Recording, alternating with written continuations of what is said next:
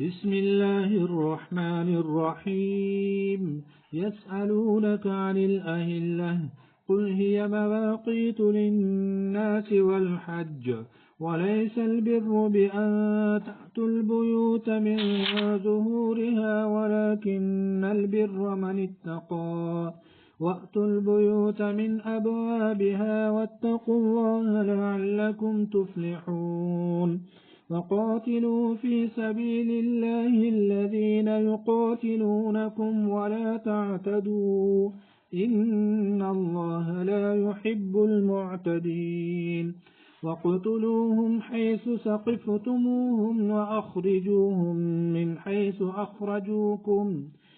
حيث أخرجوكم، والفتنة أشد من القتل.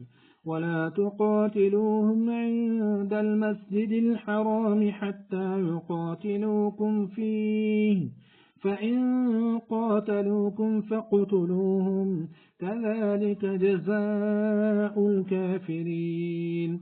فإن انتهوا فإن الله غفور رحيم. وقاتلوهم حتى لا تكون فتنة ويكون الدين لله، فإن انتهوا فلا عدوان إلا على الظالمين.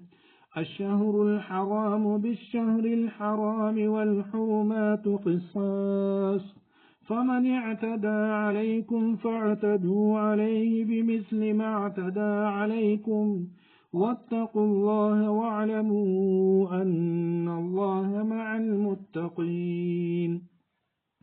وأنفقوا في سبيل الله ولا تلقوا بأيديكم إلى التهلكة، وأحسنوا إن الله يحب المحسنين. وأتموا الحج والعمرة لله، فإن أحصرتم فما استيسر من الهدي، ولا تحلقوا رؤوسكم حتى يبلغ الهدي محله، فمن كان منكم مريضا أو به أذى من رأسه ففدية من صيام أو صدقة أو نسك، فإذا أمنتم فمن تمتع بالعمرة إلى الحج فما استيسر من الهدي، فمن لم يجد فصيام 3 أيام في الحج و7 إذا رجعتم، تلك 10 كاملة، ذلك لمن لم يكن أهله حاضر المسجد الحرام. واتقوا الله واعلموا أن الله شديد العقاب.